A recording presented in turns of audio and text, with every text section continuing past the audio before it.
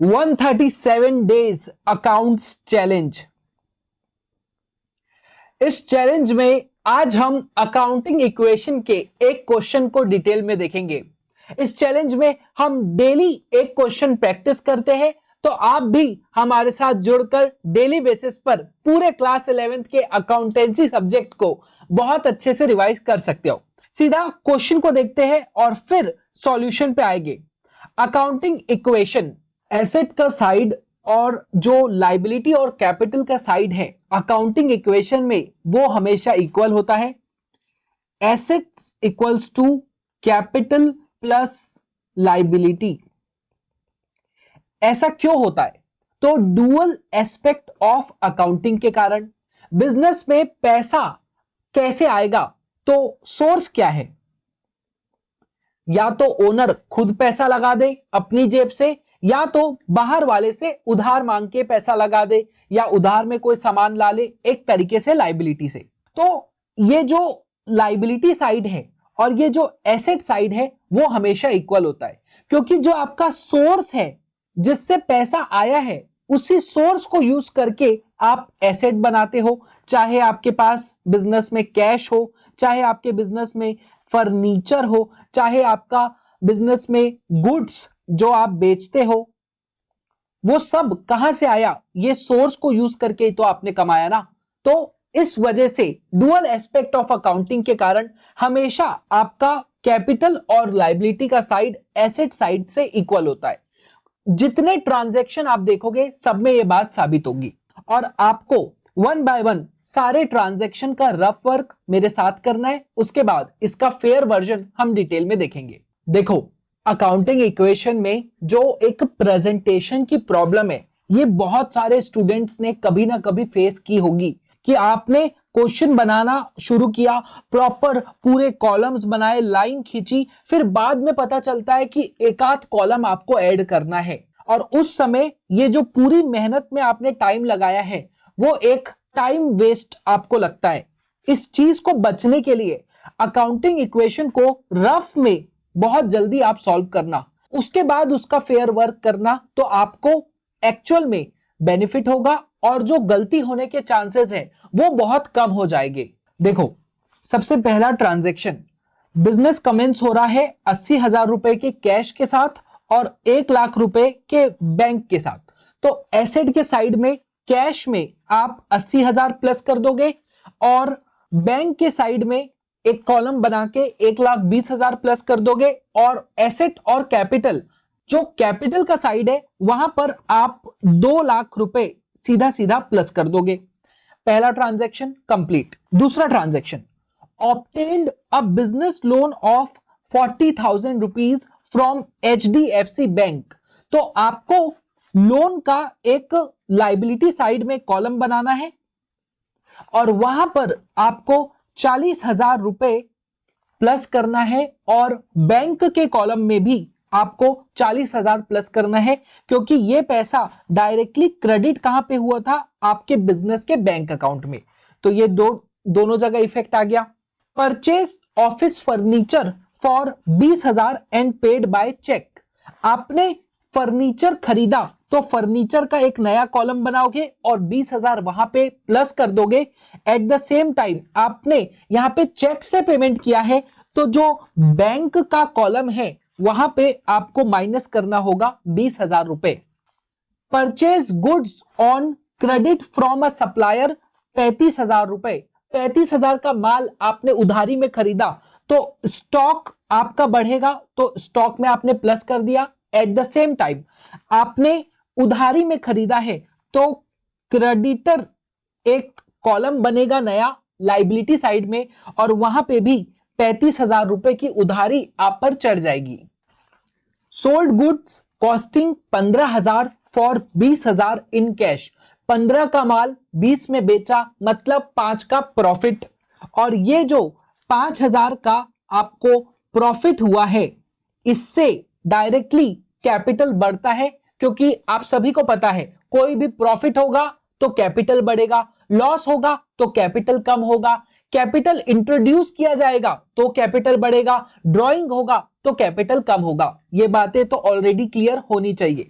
Further आपने 5,000 रुपए को प्रॉफिट में ऐड कर दिया, स्टॉक से आप 15,000 रुपए माइनस करोगे और 20,000 रुपए आप कैश में प्लस कर दोगे। इस तरीके से 3 आपको अलग अलग आइटम को इफेक्ट करना होगा। फर्दर सोल्ड गुड्स कॉस्टिंग 10,000 रुपए to customer on credit for 14,000, आपने 10 का माल 14,000 में उधारी में बेच दिया। तो अब सबसे पहले आपको 4,000 रुपए का क्या हो रहा है, प्रॉफिट, तो इसे कैपिटल में आप ऐड कर दोगे, ये क्लियर है।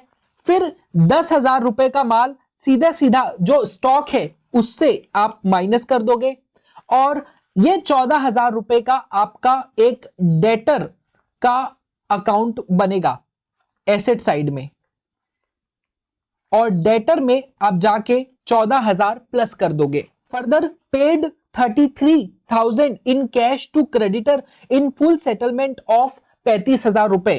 तो आपने ये जो 35,000 का माल उधारी में खरीदा था उसकी जगह सिर्फ 33,000 रुपीज कैश पे किया और 35 की लाइबिलिटी उतार दी। तो अब यहां पे 3 चीजें आपको करना होगा। पहले तो सीधा सीधा पता चल रहा है आपको 2,000 रुपए का गेन हुआ, ये 2,000 रुपए आप कैपिटल में जाकर प्लस कर दो।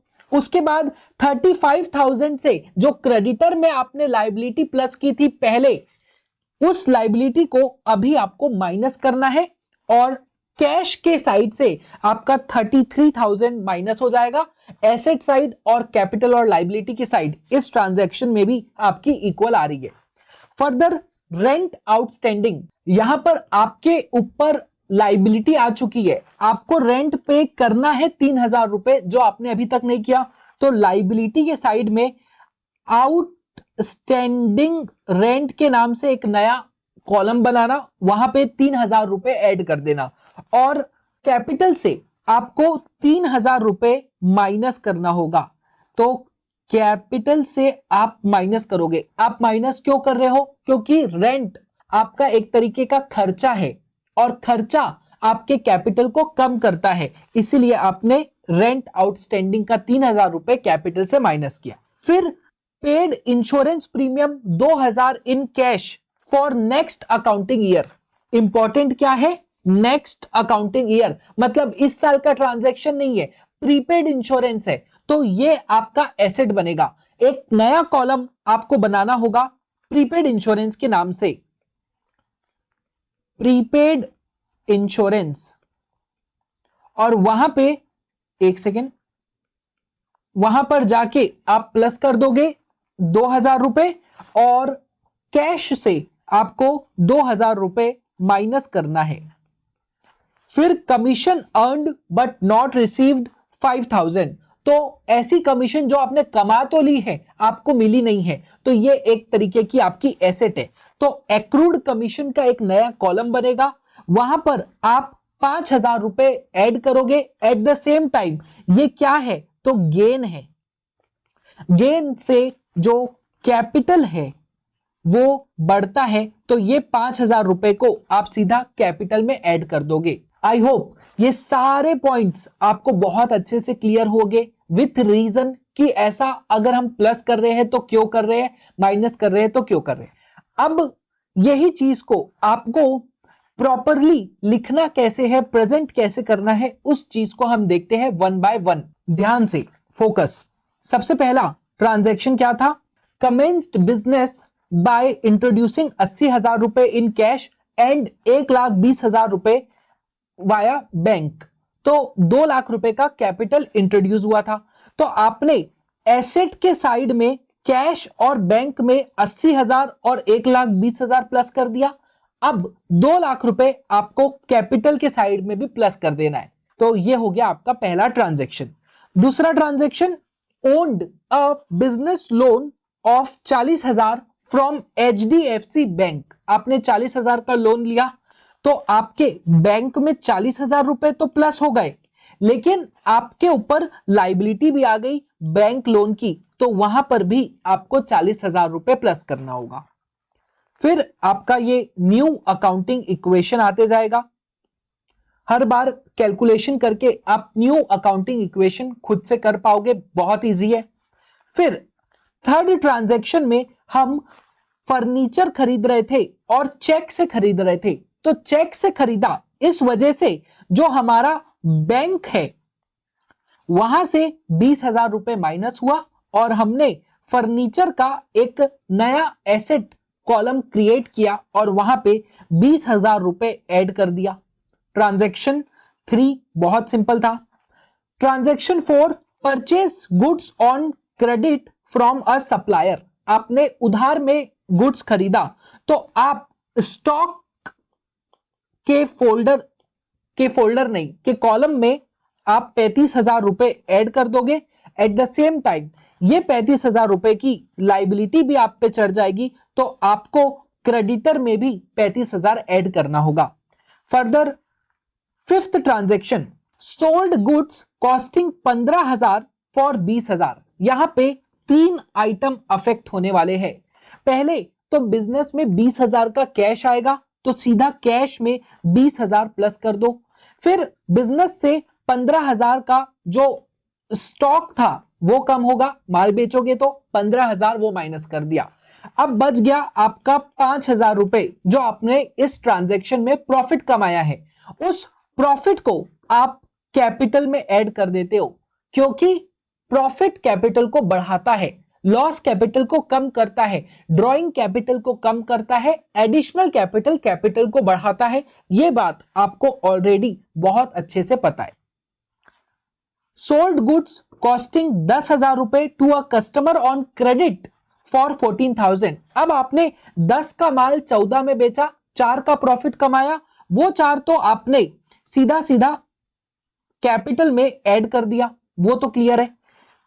14 में बेचा था उधार में, तो एक आपका डेटर का यहां पे अकाउंट बनेगा, कॉलम बनेगा एसेट की साइड में, और डेटर में आप पूरा 14,000 रुपए प्लस करोगे और स्टॉक जो था उससे 10,000 माइनस करोगे, क्योंकि 10 का माल आपने बेचा था। और जो 35,000 रुपए का माल आपने उधारी में खरीदा था, अब आप उस माल का रीपेमेंट कर रहे हो, लेकिन यहां पे सिर्फ 33,000 में फुल सेटलमेंट हो रहा है। मतलब 35,000 देने थे, लेकिन आपने 33,000 दिया और फुल सेटलमेंट हो गया। 2,000 आपको देने की जरूरत नहीं है। तो ये जो 2,000 रुपए है, ये एक गेन की सिचुएशन है, और गेन होता है तो वो कैपिटल को बढ़ाता है। तो सीधा सीधा हम 2,000 रुपए कैपिटल को इंक्रीज कर देंगे। 2,000 रुपए से हमने कैपिटल को बढ़ाया, क्योंकि ये हमारा गेन था। लाइबिलिटी पूरी 35,000 से कम होगी, इस वजह से हम जो लाइबिलिटी है उसे 35,000 से कम करेंगे। एट द सेम टाइम हमने कैश कितना दिया, तो पेड कैश 33,000, तो 33,000 माइनस हो जाएगा। इस तरीके से आपने ट्रांजैक्शन 7 भी देख लिया। अब ट्रांजैक्शन 8, रेंट आउटस्टैंडिंग 3,000 रुपए। आपको 3,000 रुपए पे करना चाहिए था, आपने नहीं किया, तो आप पर लाइबिलिटी चढ़ गई, और आउटस्टैंडिंग रेंट के नाम से लाइबिलिटी में आपको एक कॉलम बनाना होगा। वहां पे जाकर आप 3,000 रुपीज प्लस कर दोगे। और रेंट का नेचर क्या है? रेंट एक एक्सपेंस है, खर्चा क्या करता है? कैपिटल को कम करता है, तो 3,000 रुपए कैपिटल के साइड से माइनस। फर्दर पेड इंश्योरेंस 2,000 रुपए in cash for next accounting year. आपने अगले अकाउंटिंग ईयर का कैश अभी से पे कर दिया, इंश्योरेंस अभी से पे कर दिया, तो आपको 2,000 रुपए कैश से माइनस करना है, क्योंकि कैश कम हुआ। लेकिन ये 2,000 रुपए प्रीपेड इंश्योरेंस के नाम की एक एसेट क्रिएट हो गई, आपको इसका बेनिफिट फ्यूचर में मिलेगा। ये आपकी प्रीपेड एसेट है, तो यहां प्रीपेड एसेट में आपको 2,000 रुपए प्लस करने पड़ेंगे। Further last transaction, commission earned but not received. ऐसी कमीशन जो आपने कमा तो लिया है लेकिन आपको मिली नहीं है, वो 5,000 रुपए की है। तो यहां पर ये एक आपकी एसेट बनेगी अक्रूड कमीशन के नाम से, वहां पर आप 5,000 प्लस करोगे, और क्योंकि ये कमीशन बिजनेस को मिली है, ये क्या है, एक तरीके का गेन है, पैसा आया, इनकम है, गेन है। इससे क्या होता है, जो बिजनेस का कैपिटल है वो बढ़ता है, तो आप 5,000 रुपए कैपिटल में प्लस करोगे। इस तरीके से ये पूरा आप ट्रांजैक्शन रिकॉर्ड कर पाओगे, और टोटली आपका 256 का एसेट होगा और 43 की लाइबिलिटी, और कैपिटल 2,13,000 का, मतलब 256 और 256 इक्वल आएगा। और आप अगर अभी तक वीडियो देख रहे हो तो वीडियो ये आपको एक्चुअल में पसंद आई तो प्लीज लाइक द वीडियो, और इस तरीके से अकाउंट्स मेरे साथ सॉल्व करने के लिए सब्सक्राइब द चैनल। फ्री है, इजीली कर सकते हो, बस क्लिक करो और सब्सक्राइब। नाउ अब जो कुछ चैलेंज के बारे में आपको बता देता हूं। ये 137 डेज का पूरा चैलेंज है, जिसमें हम रोज एक अकाउंट्स का प्रैक्टिकल न्यूमेरिकल क्वेश्चन करते हैं। इस तरीके से ये चैलेंज डिसाइड किया गया है कि आपका पूरा क्लास 11th अकाउंटेंसी का जो सिलेबस है वो पूरा प्रॉपर तरीके से कवर हो। जहां पे ज्यादा जरूरत है वहां पे ज्यादा स्पेसिफिक टॉपिक से हम डील करें। फॉर एग्जाम्पल, जब हम जर्नल एंट्री का पॉइंट देखेंगे तो वहां पे हम 10 क्वेश्चंस में पूरे जर्नल एंट्री को रिवाइज करने की कोशिश करेंगे, हर एक पैटर्न का एक क्वेश्चन। तो ये हो गया 137 days challenge. Plus Telegram community में ये जो पीडीएफ है वो आपको फ्रीली अवेलेबल है, तो वहां से आप देख सकते हो। और ये सारी बातें तो क्लियर है, ठीक है। हाँ, और ये एक टेलीग्राम कम्युनिटी का स्कैनर है, जिसमें व्हाट्सएप ग्रुप, टेलीग्राम का जो कम्युनिटी है वो सारे ग्रुप, इंस्टाग्राम, ये सब कुछ वहां पे है, तो इसे स्कैन करके वो भी देख सकते हो। All the best.